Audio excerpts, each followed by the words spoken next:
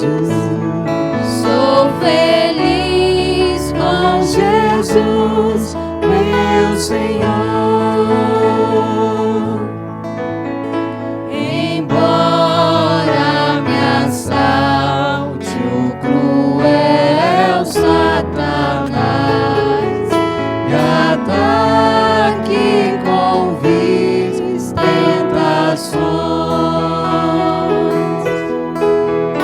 ó certo eu estou, apesar de aflições, que feliz eu serei com Jesus. Sou feliz com Jesus. Sou feliz com Jesus, Meu Senhor. meu triste pecado por meu Salvador foi pago de um modo cabal. Valeu, meu Senhor, comecei sem igual. Sou feliz, graças dou a Jesus. Sou feliz com Jesus. Sou feliz Com Jesus, meu Senhor. A vida é o anseio do meu Salvador. Em breve virá me levar Ao céu onde eu vou para sempre morar, com remidos na luz do Senhor. Sou feliz com Jesus. Sou feliz Com Jesus, meu Senhor.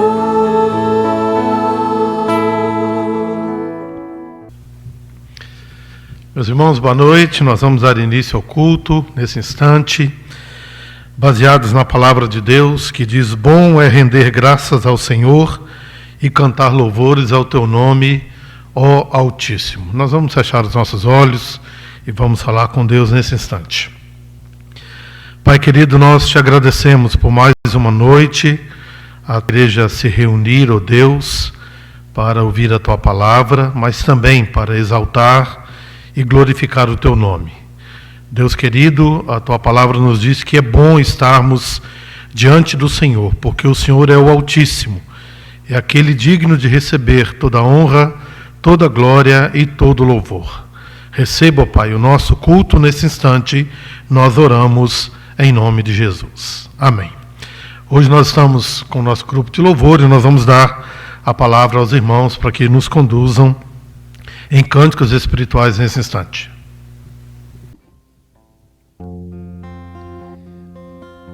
Vamos estar louvando e engrandecendo o nome do Senhor, adorando a esse Deus maravilhoso a quem nós servimos. Deus enviou seu Filho amado. Amém? Você na sua casa, vamos estar adorando.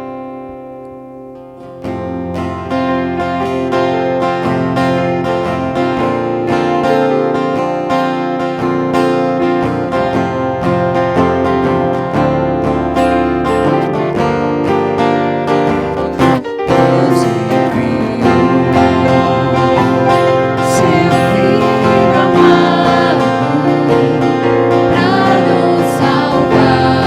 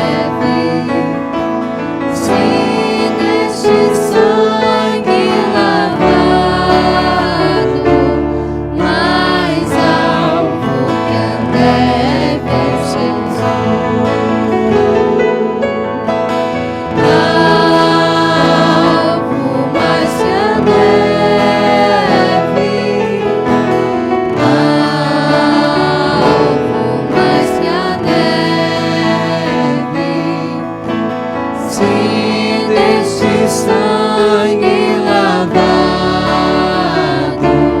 mais alvo que a neve eu estou.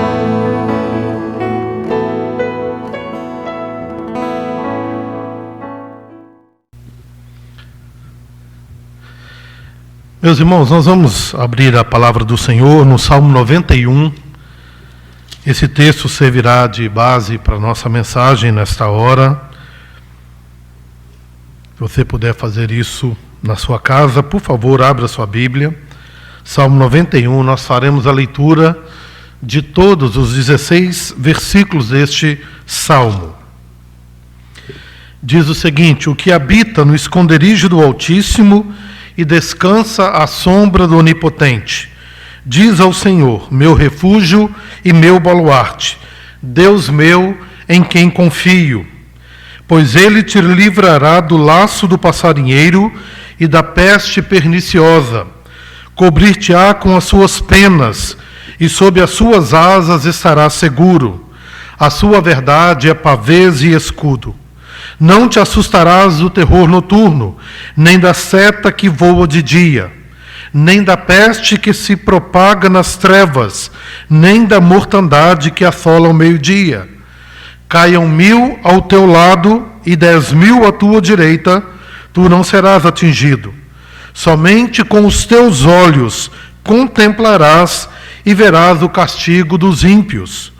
Pois disseste, o Senhor é o meu refúgio, fizeste do Altíssimo a tua morada. Nenhum mal te sucederá, praga nenhuma chegará à tua tenda, porque aos seus anjos dará ordens a teu respeito, para que te guardem em todos os teus caminhos. Eles te sustentarão nas tuas mãos, para não tropeçares em alguma pedra. Pisarás o leão e a áspide, calcarás aos pés o leãozinho e a serpente. Porque a mim se apegou com amor, eu o livrarei, pô-lo-ei a salvo, porque conhece o meu nome. Ele me invocará e eu lhe responderei, e na sua angústia eu estarei com ele, livrá-lo-ei e o glorificarei. Saciá-lo-ei com longevidade e lhe mostrarei a minha salvação. Feche seus olhos, vamos orar mais uma vez.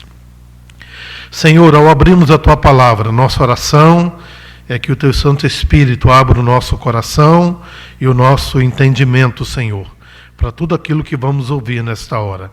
Que seja aplicado e que seja prático na vida de cada um de nós. Nós oramos em nome de Jesus. Amém. Esse salmo, ele é um salmo que é designado para tempos de perigo, quando estamos cercados ou expostos ao mal. Eu já vi algumas vezes, por exemplo, pegar o Salmo 91, plastificá-lo neste salmo e colocar dentro do carro. As pessoas usam este salmo às vezes como um amuleto. Ou já vi também essa experiência de igrejas, especialmente na reunião de oração, que fazem uso desse salmo repetindo como se ele fosse um mantra, como se ele fosse alguma coisa mágica que acontecesse na nossa vida. Quanto a este salmo, a sua autoria ela tem 3 possibilidades. A expressão refúgio e escudo pode nos fazer pensar ou lembrar de Davi como se fosse o seu autor, por causa da expressão refúgio e escudo, que tem a ver com o contexto de guerra, do qual Davi era bastante acostumado. Nós temos ainda algumas frases deste salmo que se encontram lá em Deuteronômio capítulo 32.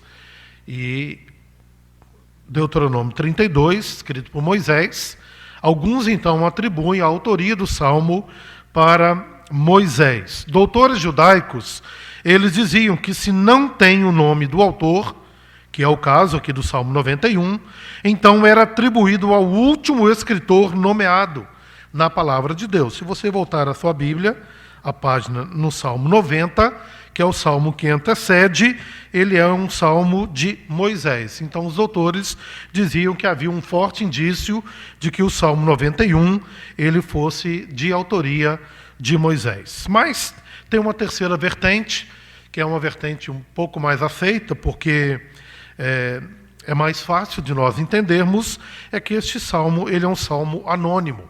Por isso, ele não apresenta aqui a sua autoria. Este salmo ele apresenta algumas características. Por exemplo, ele é um salmo alegre. E o seu tom ele é sustentado do início ao fim do salmo. Você vai perceber que todo o tempo há como que alguma coisa de vitória muito forte relacionada com esse salmo. Este salmo também ele vai destacar e deixar muito nítido e claro a respeito da fé, porque da mesma forma você lê o salmo e você percebe que o salmista ele todo o tempo ele expressa a sua fé, ele manifesta a sua confiança em Deus, é o que ele escreve nesse salmo. E também ele é um texto muito nobre, porque ele é um dos salmos talvez mais conhecidos de todo o cânon sagrado. Ao ponto de fazer com que um médico alemão ele dissesse o seguinte: o salmo era a melhor defesa em tempos de cólera. E ele dizia ainda, um medicamento celestial contra pragas e pestes. E aqui cabe uma palavra, nesse tempo que nós estamos vivendo atualmente, não há nenhuma possibilidade de que, por exemplo, você diga, como o verso 10 diz, nenhum mal te sucederá, praga nenhuma chegará à tua tenda, e você fazer disso uma palavra mágica, como se isso por si só pudesse resolver todos os problemas, especialmente das enfermidades que nos assolam.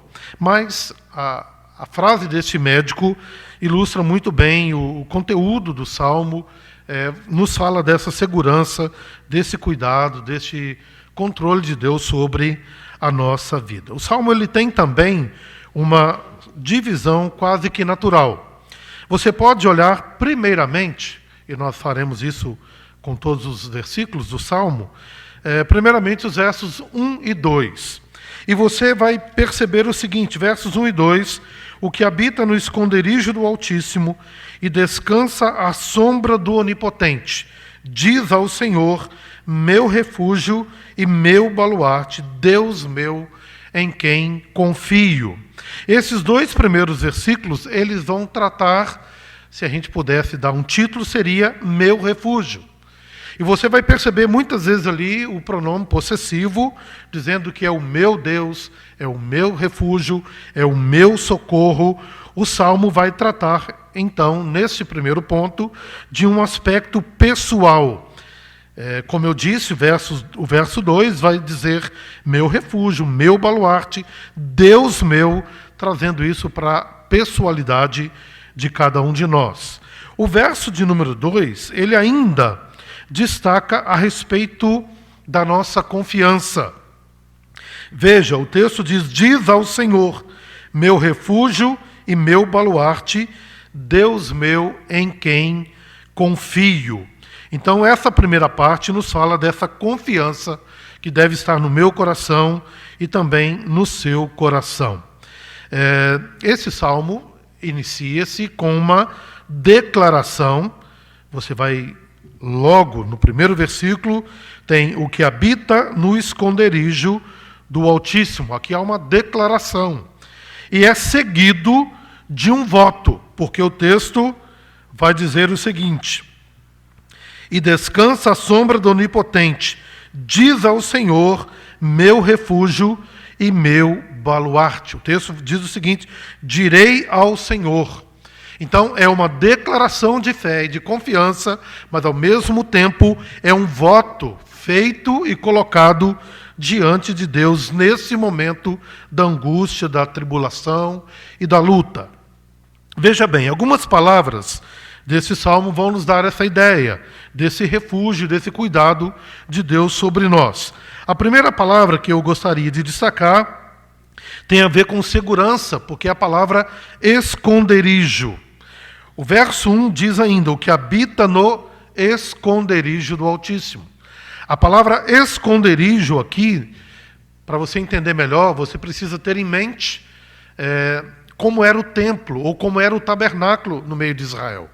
Havia lugares onde apenas gentios e mulheres ficavam, havia o pátio dos homens, logo na sequência nós tínhamos o santo lugar onde estavam os sacerdotes, e o lugar mais escondido do tabernáculo ou do templo era o Santo dos Santos. Provavelmente, quando o salmista fala a respeito desse esconderijo do Altíssimo, ele esteja se referindo a este lugar mais escondido do tabernáculo ou do templo, o Santo dos Santos. E nós, então, imediatamente podemos desprender, ou depreender deste ensinamento que está falando de comunhão e de aceitação.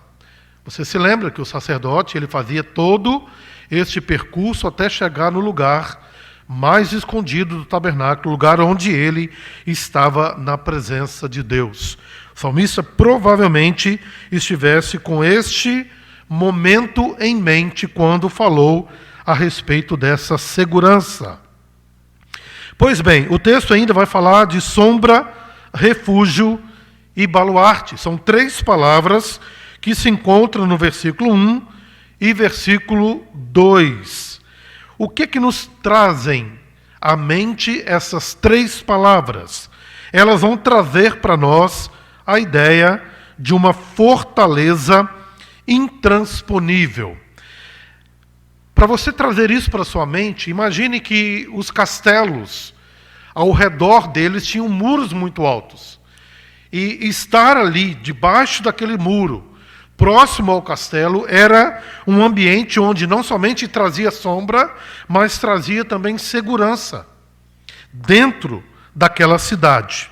Então, o salmista usa essa figura também conhecida dos seus dias para trazer a ideia dessa fortaleza intransponível, ou seja, estar ou habitar no esconderijo do Altíssimo, descansar à sombra do Onipotente, é uma maneira de dizer que moro debaixo de um muro, onde eu tenho a proteção e a sombra dele. Da mesma forma, Deus faz isso na minha vida, Deus faz isso na vida de todos nós.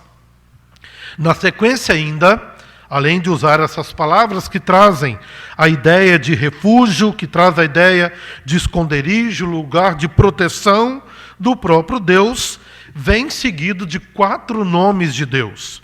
Você vai encontrar no versículo 1 ainda, dizendo o que habita no esconderijo do Altíssimo. O primeiro nome de Deus aqui é Altíssimo.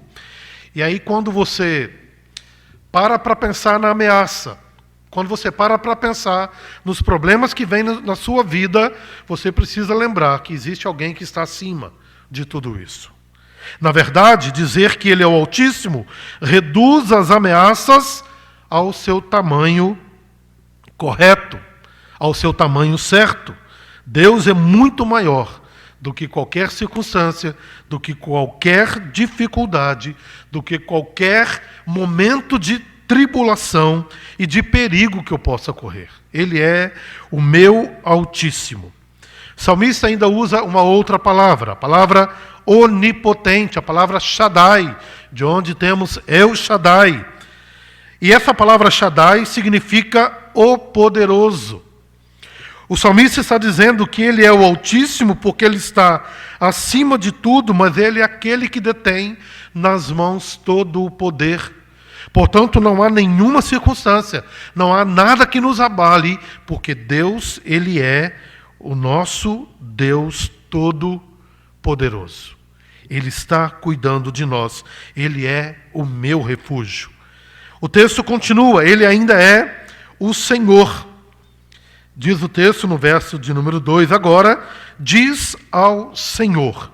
A palavra Senhor aqui agora é a palavra Yahvé, que é a mesma palavra usada quando Moisés teve um encontro na sarça ardente com Deus, quando Deus se revelou para Moisés dizendo, eu sou.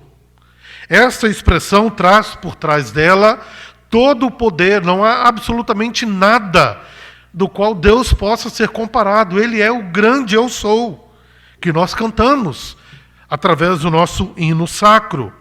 Então veja, a palavra Javé ou Yavé aqui no texto é a certeza da presença deste eu sou em nossa vida. É a maneira como ele se revelou aos seus no passado, mas é a mesma forma que ele se apresenta para mim e para você ainda. E ele vai terminar usando ainda um quarto título, quarto nome para Deus, dizendo que ele é o meu Deus. E a expressão Deus aqui agora é uma expressão, um termo geral, que é acrescido do possessivo, dizendo ele é, não o Deus apenas, mas ele é o meu Deus, e isso vai causar, portanto, uma intimidade entre eu e o meu Deus. É uma ideia de intimidade que o texto traz para nós. Essa primeira parte do Salmo, portanto, ela vai tratar de refúgio, mas não é o refúgio do outro, é o meu refúgio, é o que Deus é para a minha vida. Ele é a minha segurança, Ele é a minha sombra, Ele é o meu refúgio, Ele é o meu baluarte, Ele é o meu Deus, Ele é o Altíssimo, onipotente, Ele é o Senhor e Ele é o meu Deus. Por isso eu posso descansar sob os cuidados de Deus. Mas, em segundo lugar, o Salmo tem uma segunda divisão, que nos fala aí a partir do verso 3 até o verso de número 6. Pois ele te livrará do laço do passarinheiro e da peste perniciosa. Cobrir-te-á com as suas penas e sob suas asas estará seguro. A sua verdade é pavês e escudo. Não te assustarás do terror noturno, nem da seta que voa de dia, nem da peste que se propaga nas trevas, nem da mortandade que assola ao meio-dia. Agora, além desta segurança e do cuidado de Deus com a minha vida, ele vai tratar, se nós pudéssemos também dar um tema agora, seria segurança e habitação. É a proteção invisível de perigos invisíveis. Se você olhar logo no versículo 3, diz aí o texto, pois ele te livrará do laço do passarinheiro. Eu não sei, os homens da igreja, se já tiveram a experiência quando criança, de fazer arapucas para pegar passarinhos. E você então fazia arapuca, você armava com um graveto que segurava a arapuca, você colocava a comida ali dentro, e quando então o passarinho entrava, você puxava a corda. Só que você estava oculto, escondido daquele animal. E então você o capturava. A ideia do texto é exatamente esta. É a proteção invisível de perigos que são invisíveis.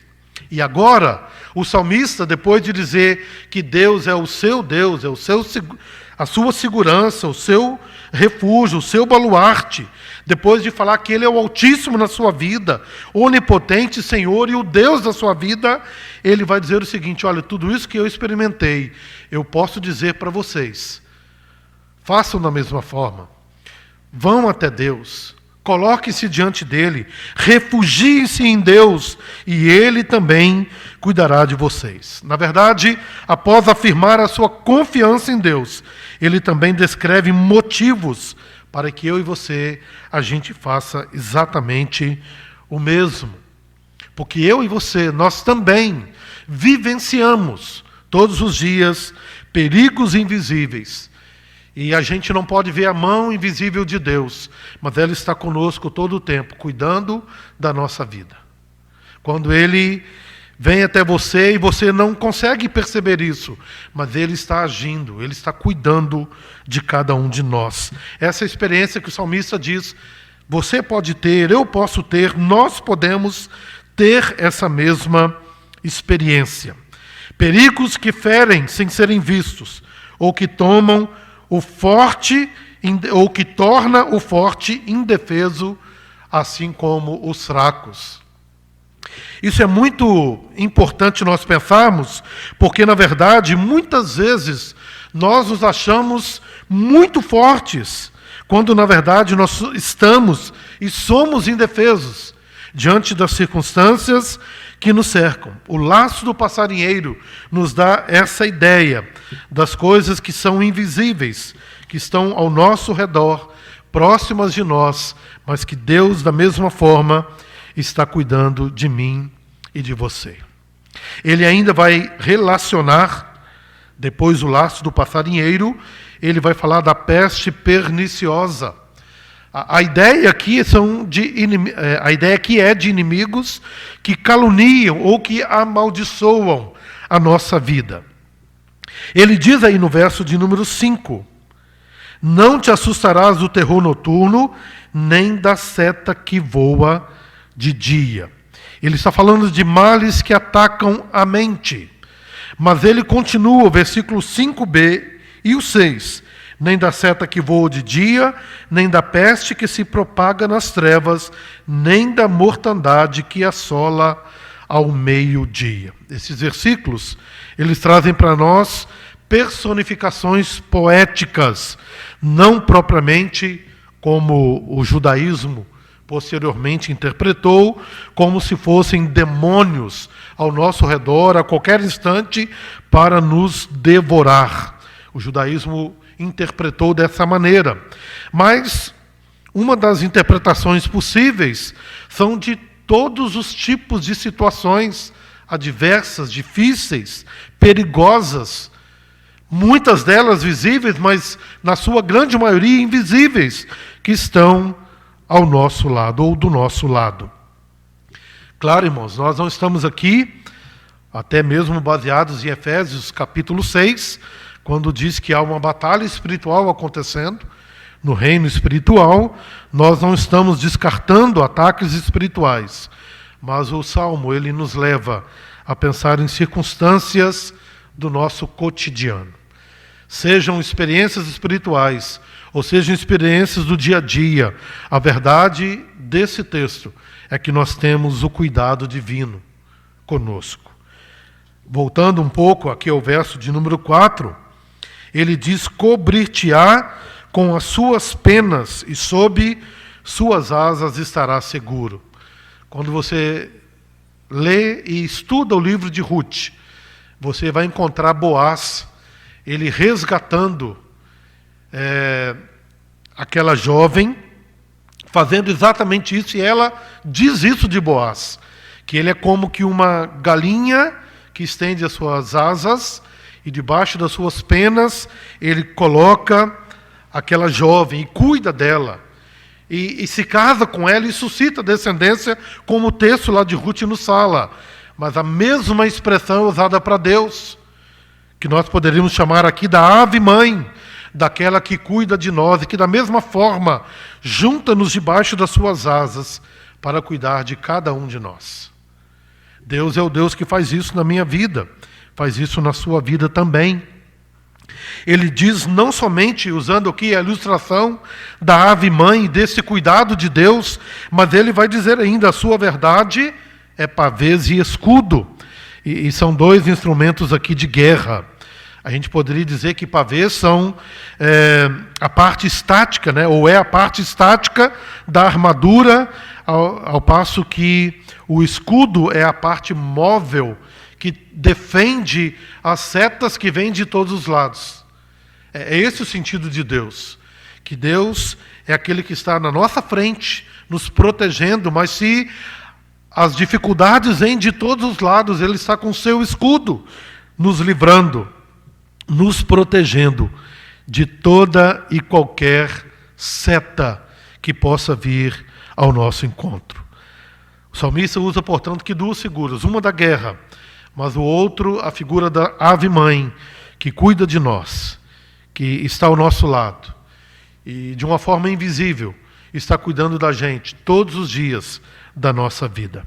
A partir do verso 7 até o verso de número 10, ele vai tratar agora dessa proteção de várias formas, e ele trata nesses versículos de 7 a 10 de uma proteção individual. O texto é muito claro aqui quando diz o seguinte, tu não serás atingido. O verso 7 diz isso, caiam 1000 ao teu lado, 10.000 à tua direita, e tu não serás atingido. Essa proteção, como o salmista fez, não é apenas a proteção dele, mas é a minha e a sua proteção, e significa, portanto, essa proteção que é individual. É uma providência de Deus exata e minuciosa. Porque veja só, irmãos, caiam 1000 ao teu lado, 10.000 à tua direita, e tu não serás atingido. Você está exatamente no lugar onde Deus está com você, cuidando de você, e não há nenhum mal que possa te atingir. É esta a ideia aqui no texto. Romanos 8, e eu queria, se você puder acompanhar essa leitura, Romanos capítulo 8, versículos 28 e 35. Assim diz: sabemos que todas as coisas cooperam para o bem daqueles que amam a Deus, daqueles que são chamados segundo o seu propósito. E ainda, como eu disse, o verso 35 diz: quem nos separará do amor de Cristo? Será tribulação, ou angústia, ou perseguição, ou fome, ou nudez, ou perigo, ou espada? Quem é que pode, irmãos, nos separar desse amor? Uma vez que Deus é a nossa proteção individual, a providência, como eu disse, exata e minuciosa em nossas vidas.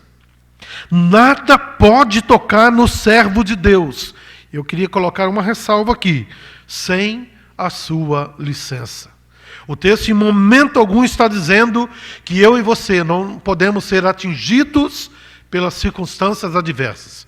O que o texto apenas está dizendo é que Deus, que é aquele que nos guarda, somente nos tocará essa circunstância se for da permissão de Deus.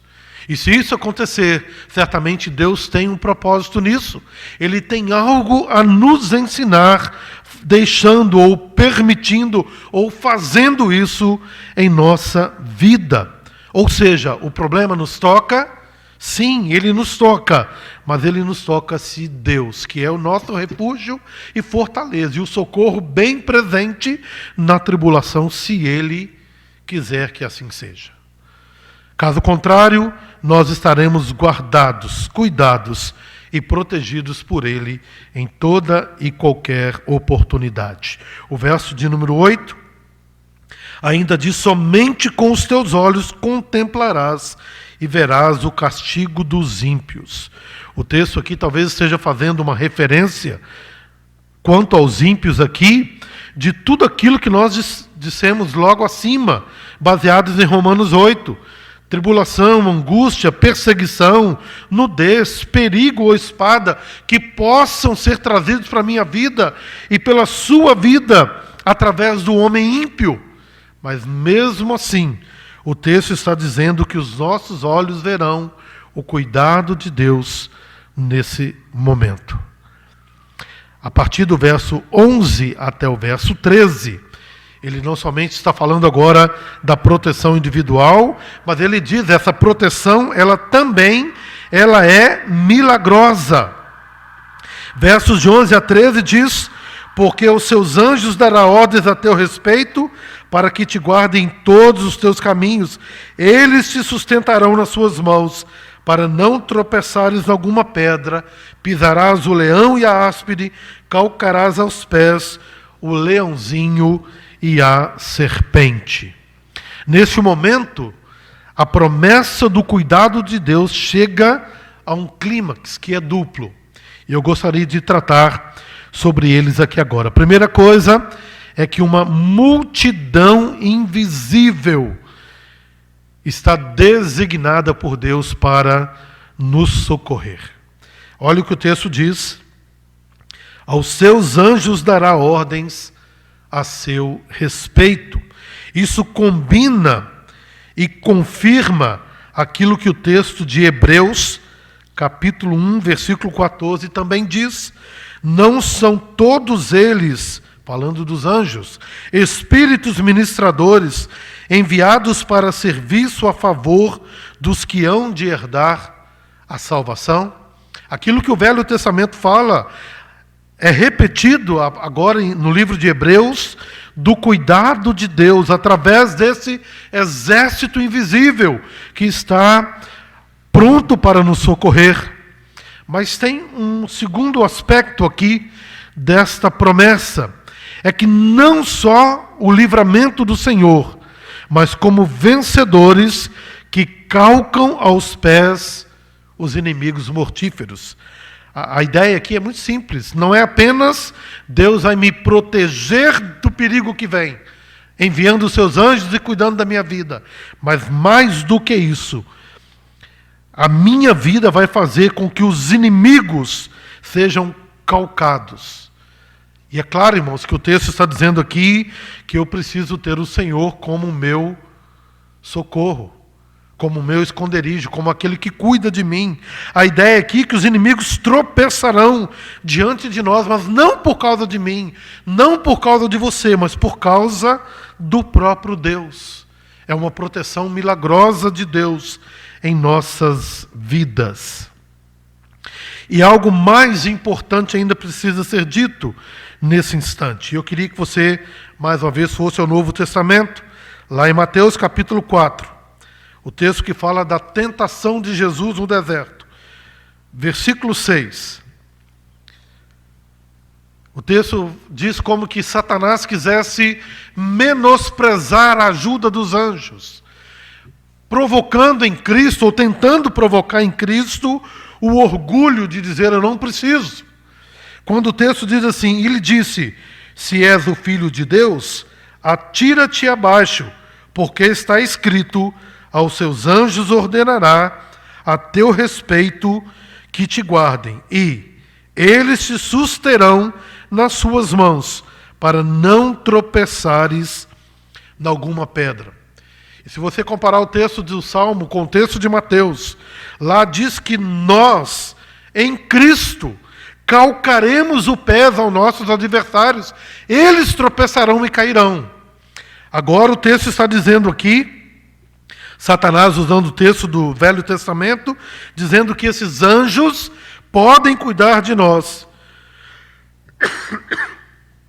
Eles susterão nas suas mãos para não tropeçares em alguma pedra. O que nós precisamos ter cuidado, irmãos? É que se Satanás ou o diabo, ele tenta banalizar a assistência angelical, ou assistência dos anjos, como um princípio para promover a arrogância no meu coração e no seu coração, a gente precisa voltar os nossos olhos para a Bíblia e lembrar que Deus coloca à nossa disposição em caso de uma necessidade maior. O próprio texto de Mateus 4, no finalzinho, verso 11 diz, com isto o deixou o diabo, e eis que vieram anjos e o serviram. Satanás vai dizer o seguinte, olha, vocês não precisam de ajuda. Falando isso para Cristo, e que na verdade diz respeito a mim e a você também. Mas o que o texto está nos ensinando é que eu e você, nós temos que nos voltar para Deus, que uma vez que fazemos isso, Ele vai trazer esse livramento e essa proteção milagrosa. Os seus anjos estarão ao nosso redor para cuidar de nós. Só que com um outro detalhe, lá em Lucas capítulo 22, verso 43,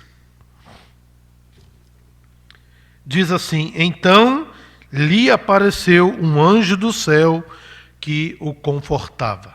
Mais um texto dizendo que os anjos são espíritos ministradores enviados por Deus para cuidar da minha vida e da sua vida. E ele vai continuar no Salmo agora, o verso de número 13. Pisarás o leão e a áspide, calcarás aos pés o leãozinho e a serpente. Você vai se lembrar de quando Jesus, ele chamou 70 discípulos.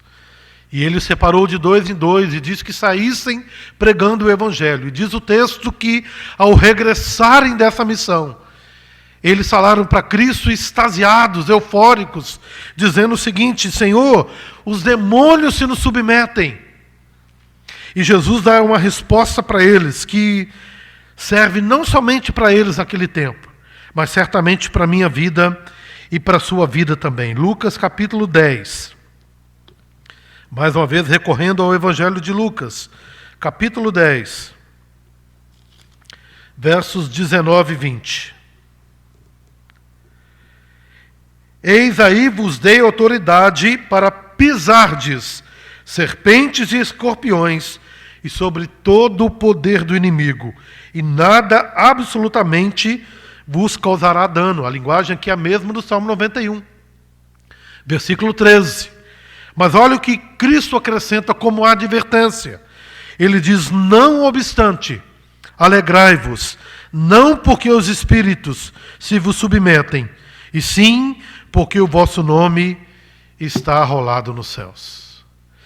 O que Cristo está dizendo e o que o salmista está dizendo é que eu e você temos ao nosso dispor anjos, ministradores, enviados por Deus para cuidar de nós. Mais do que isso, que nós podemos pisar a serpente. Mas o mais importante não é isso. O mais importante é saber que nós estamos ligados ao Senhor. O mais importante é saber que nós somos filhos dele e que temos os nossos nomes arrolados no livro da vida. A palavra áspide do Salmo 91 poderia ser comparada com a cobra de capelo, que é uma cobra peçonhenta e perigosa, e é uma simbologia de homens e poderes malignos. Como eu disse lá atrás, não importa se poderes espirituais ou poderes humanos, Deus cuida de nós em qualquer uma dessas circunstâncias, porque Ele promete proteção milagrosa em nossas vidas. E eu quero então caminhar para o fim. A partir agora do verso 14 até o verso 16. Porque a mim se apegou com amor, eu o livrarei, pô-lo-ei a salvo, porque conhece o meu nome. Ele me invocará e eu lhe responderei. Na sua angústia eu estarei com ele, livrá-lo-ei e o glorificarei. Saciá-lo-ei com longevidade e lhe mostrarei a minha salvação. Você se lembra que lá no verso 1 nós dizemos que há uma declaração, ou seja, aquele que habita no esconderijo do Altíssimo. Essa é a contrapartida humana de nós confiarmos em Deus, saber que Ele é o nosso esconderijo. Mas qual é o compromisso de Deus? Esse salmo também nos fala sobre isso. Após dizer que ele estava sob os cuidados divinos, a afirmação agora está baseada, segundo 3 das suas partes componentes, que são elas.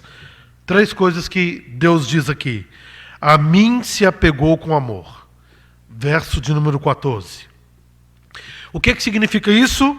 Fixar o coração sobre a outra pessoa ou empreendimento. Ou seja, por confiar nele, em Deus, há livramento e salvação.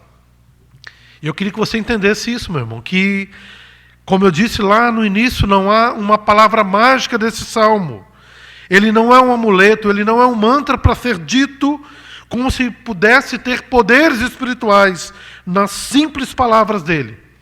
Mas ele é um compromisso de nos apegarmos a Deus com amor, crer nele, confiar nele, e ele então trará livramento e salvação para nós. Mas é um pouco mais do que isso. O verso de número 14, além de dizer que a mim se apegou com amor, diz o texto, porque conhece o meu nome. O Senhor, Ele vai te guardar, Ele vai cuidar de você, mas isso é fruto de um relacionamento com Ele, que o leva a conhecer o seu nome cada dia mais. Aqui a ideia de um conhecimento gerado pela revelação de Deus no nosso próprio coração, mas que é manifestado racionalmente. A salvação e todo o conhecimento de Deus vem daquilo que Ele mesmo revelou na sua Escritura, mas é um conhecimento que é tomado de forma racional por mim e por você. E nós precisamos buscar a Deus diariamente. E Ele certamente, na sua contrapartida, cuidará de cada um de nós. Mas Ele ainda diz uma terceira frase, muito importante no verso de número 15.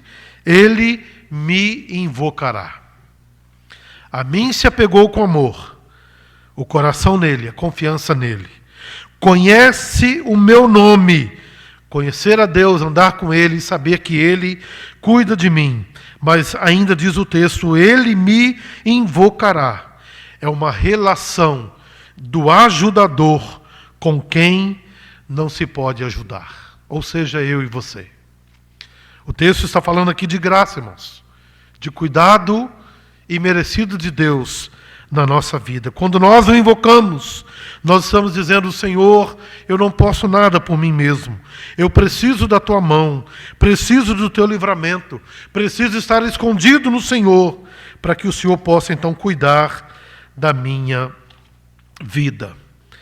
E o texto então, irmãos, vai terminar nesses versos 14, 15 e 16, trazendo aí 8 coisas que Deus promete para aqueles que nele se refugiam.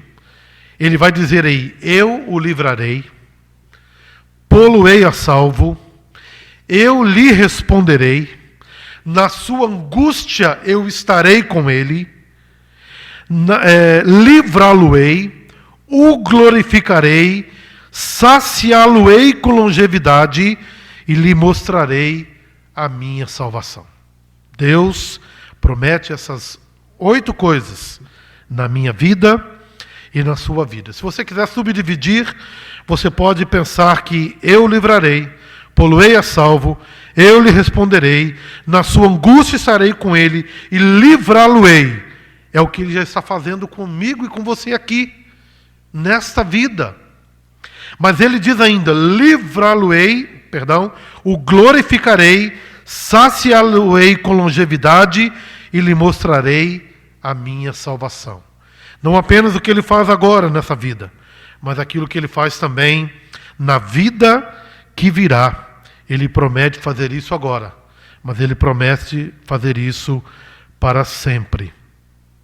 Aqui, as promessas de Deus têm um progresso, iniciado pela libertação, quando ele diz eu livrarei, mas que caminha numa comunhão permanente com ele, com dádivas que a tudo coroam, glória, longevidade e a salvação, que já não se aguarda, porque já são vistas nessa vida, mas que nos fazem pensar que a nossa vida não está limitada apenas àquilo que nós estamos vendo e daquilo que nós estamos experimentando agora. O texto vai dizer lá no Salmo 1, Salmo 23, bondade e misericórdia certamente me seguirão todos os dias da minha vida e habitarei na casa do Senhor para todo o sempre. Ou seja, nas últimas 3, glória, longevidade e salvação. Nós ainda estamos em vantagem dos nossos irmãos do Antigo Testamento, porque nós já estamos agora mais próximo de que tudo isso aconteça. Lá em Romanos capítulo 8, e eu quero encerrar com a leitura desse texto. Romanos 8, versículo 18. Diz o seguinte, porque para mim tenho por certo que os sofrimentos do tempo presente não podem ser comparados com a glória a ser revelada em nós. Todo o Salmo 91 diz que Ele cuidará de nós diante de todos os sofrimentos do tempo presente. Mas o Salmo também nos mostra que Ele continuará guardando e cuidando da nossa vida. É bom saber que o dia que nós fecharmos os olhos aqui nessa terra, nós abriremos esses olhos diante do Senhor e continuaremos recebendo dEle todo o cuidado, toda a proteção, toda a libertação da nossa vida. Que Deus nos abençoe e que Ele continue falando ao nosso coração pela sua palavra, em nome de Jesus. Amém. Vamos ser, nesse instante, despedidos com a bênção do Senhor. Que a graça do nosso Senhor e Salvador Jesus Cristo, o amor de Deus, o nosso eterno Pai, e as eternas consolações do Santo Espírito de Deus, e sejam sobre a vida de todos nós e sobre a tua igreja, Senhor, espalhado pela face da terra, hoje, amanhã e para todo sempre. Amém. Deus os abençoe, uma boa semana, e que o Senhor seja a sua segurança, a sua proteção e o seu cuidado todos os dias na sua vida.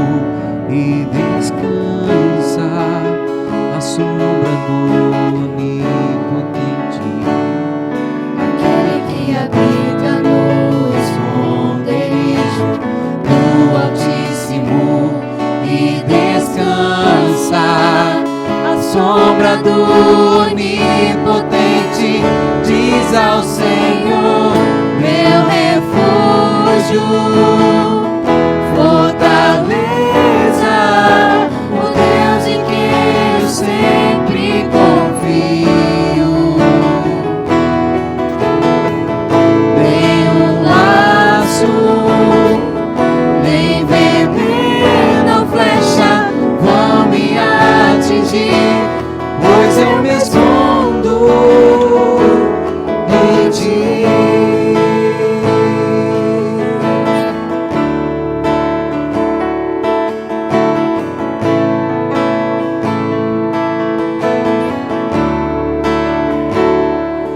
Tu me cobrirás com tuas penas, sobre tuas asas estarei seguro. A tua fidelidade é o meu escudo. Tu me cobrirás com tuas penas, sobre tuas asas estarei seguro. A tua fidelidade é o meu escudo, meu refúgio, fortaleza, o Deus em quem eu sempre confio. Nem laço, nem veneno, flecha vão me atingir, pois eu me escondo.